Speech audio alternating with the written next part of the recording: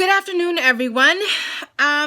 Today I want to talk about hopelessness and this winter's journey into that place for me, and using the loss of hope as an indicator for the need for change. So I've been really busy, really busy since November, really.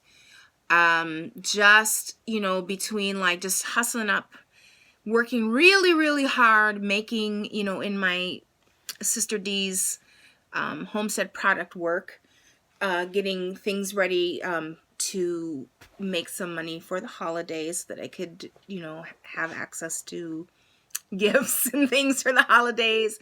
And then there were a number of things that happened around that time that really just kept me really busy and kind of focused on like outside work.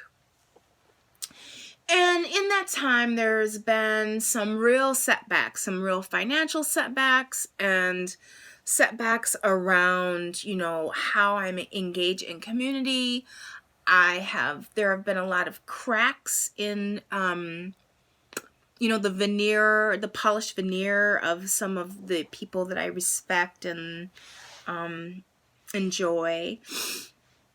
And so I've been really struggling with this sense of, besides like what's happening on like in the political arena and the environmental arena, I've been really struggling with a sense of hopelessness for a few months now.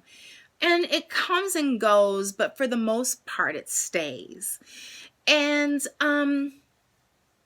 it took me a while to recognize what it was. Just this kind of defeated feeling when I would try to do something new or exciting. I would just be like, oh, yeah, this really greatest thing is happening, but we're all going to die in the end anyway.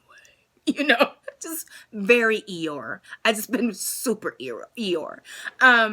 But so I just recently have been deciding to play with this hopelessness feeling that I've had, just really explore it and like sense into it and see like when that sense of like just pessimism like comes upon me, how do I settle into it and see where it goes and what the fears are around that.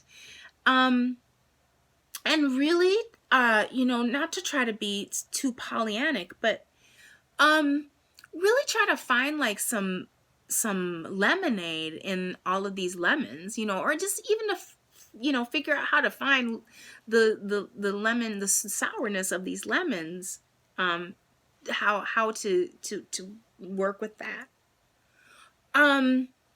So what I've been observing in myself is this desire to stay in positivism.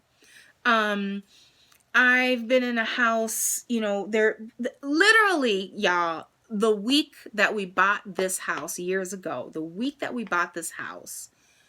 I was like, well, when we were looking for a house, I was like, well, things aren't as bad as they used to be, in the hillside Tangletown. And so like, this is a really lovely house and let's just look at it. So like a week later, I'm in the house by myself, like, I don't know, I was like scraping up a tile floor or something.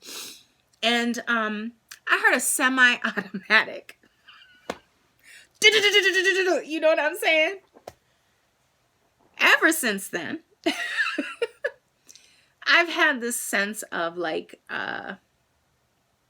non-permanence about my home. And I've really tried to settle into it. And, with each, setback that has come in being in this space, and some of them have been pretty big. I really have tried to be like, oh, but I'm going to make lemonade out of these lemons, So we can't always, be outside comfortably because of, I don't want to sit and watch, bullshit happening across the street. Well, not really across the street, because really, honestly, across the street, I have like the best neighbors, but like next door or across the street and off a little bit to the left or whatever. I don't want to sit and watch, people getting their heads beat in or what. Okay, that's dramatic. But, people getting punched in the face and people cussing their kids out, whatever. I don't want to sit and engage in that. And I find it to be, that secondary trauma is not something that I want to be living with all the time. So, to make that into lemonade, I really work in my home to make it super, to like bring out green and outdoor life inside my home. So, I've got, I think, a really beautiful space.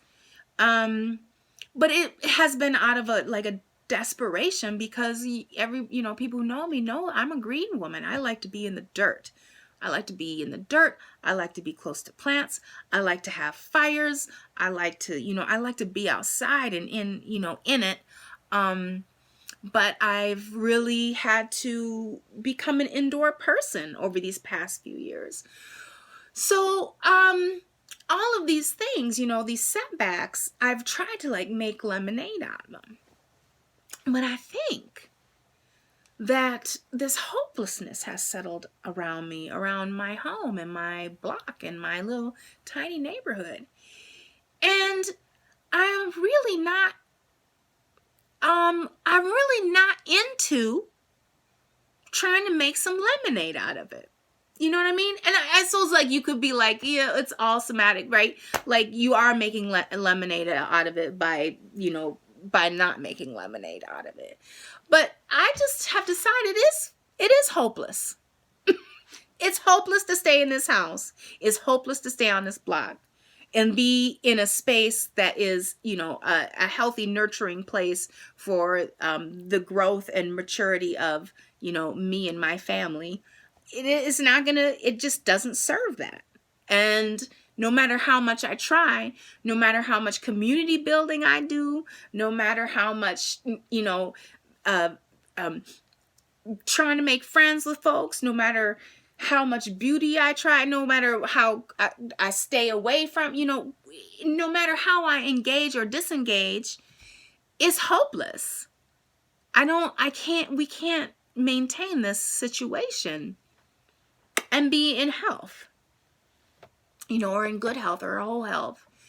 So I've been really feeling so hopeless about that for quite a while. I mean, some y'all who know me know that I've been really, really working with this. And I just decided to just really let it be, let myself be hopeless about that, and let all of the fears around what that means to fully manifest, right? So like, I'm really scared of what's going on with me financially. I'm really frightened that I'll move to another place and it will be just as bad. How am I ever going to be able to move out of the quote unquote ghetto and move somewhere where I don't have to listen to gunshots, or I can feel comfortable with my child, walking across the street because people don't drive like they don't care about nothing.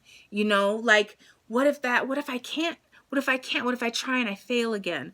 What if I'm not able to even like do the numbers of budgeting to afford a new home, I've really become attached to my house. What if I leave and I'm just so brokenhearted and I don't ever feel like satisfied in any new place that I go?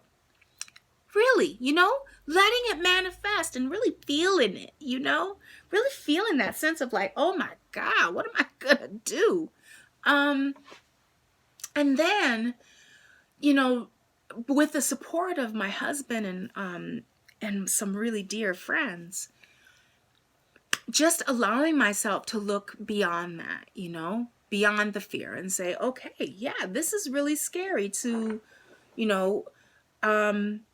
do this whole, home buying thing on our own, if we have to do it on our own, because what some of y'all know, we co-own this house with somebody who has owned many houses and did most of the footwork. I've been, with my little hands have done most of like the actual physical work on the property, but for the most part, our auntie has done a lot of the financial, work around this. And so just really like taking these little steps beyond these fears and anxieties, and using that sense of hopelessness and be like, yeah, okay, well, it's all right that it's hopeless. That's all right. But what I need to do is, as my grandma Margie said to me one day, you got to keep on moving, Danielle. Well, she didn't say it like that because we have different accents. We say things differently, but just keep moving. Just keep moving. And so I'm really trying to make friends with this feeling of hopelessness. I'm really trying to make friends with it and instead of letting it paralyze me, allowing it to be like the pit that it is, right? Dip myself into it and feel all the spookies, you know what I'm saying? All the scaries, all the anxieties, all of the, oh my God, what ifs? Oh, what if I don't ever get out of this pit? Really allowing myself to go into that shadow place and just keep taking steps forward. And you know what? I don't know what's going to happen. I don't know. We could end up homeless. You know what I mean? That's always a possibility. I don't think we're going to end up homeless because I got some great community. But you know what I mean? Like, things happen. And still we will take another step forward. And still we'll take another step forward.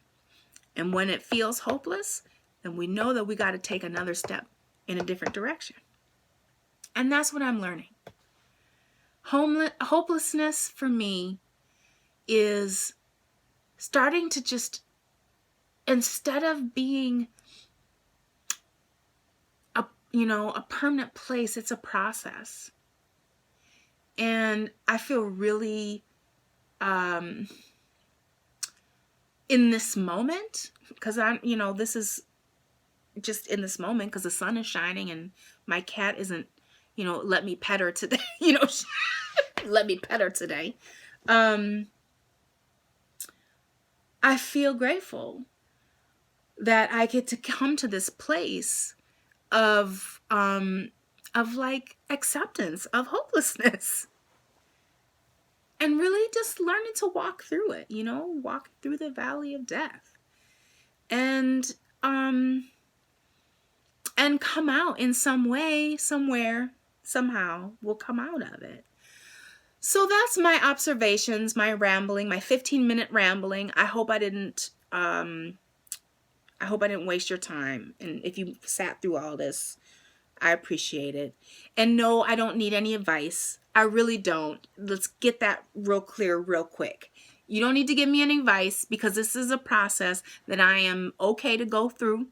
And I would suggest that if you feel like you'd like to give me advice, just like take it and look at it and then like take it for yourself, because that's what this is all about. It's about self-reflection. I hope you have a great Tuesday and blessings on this sunny day.